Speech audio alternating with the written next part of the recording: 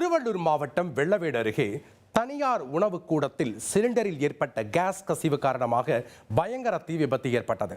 தீயணைப்பு வீரர்கள் 1 மணி நேரம் போராடி தீயை அணைத்தனர். அந்த காட்சிகளை நாம் பார்க்கலாம்.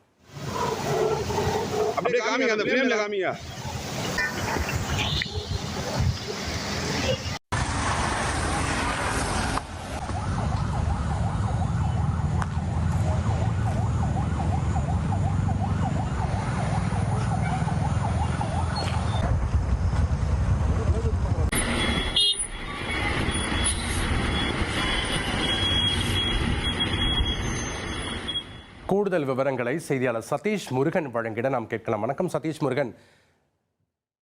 தனியார் உணவு கூடத்தில் பயங்கரமான தீ விபத்து ஏற்படுது. நம்ம காட்சியில் நமக்கு அதுதான் உணர்த்துது.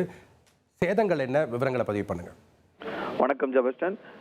திருவள்ளூர் மாவட்டம் வெள்ளவேடு அருகே இருக்கக்கூடிய சித்துக்காடு கிராமத்தில் தனியாருக்கு சொந்தமான அந்த உணவு தயாரிப்பு கூடம் என்பது இருக்கிறது. இந்த உணவு தயாரிப்பு கூடம் என்பது சாதாரணமாக அந்த சமையலறை போன்ற அமைப்பு கிடையாது.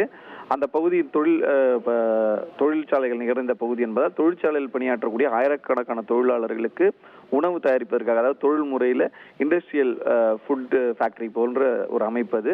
அந்த ஃபுட் ஃபேக்டரியில தான் பார்த்தீங்கன்னா தற்போது இந்த தீ விபத்தானது ஏற்பட்டிருக்கிறது.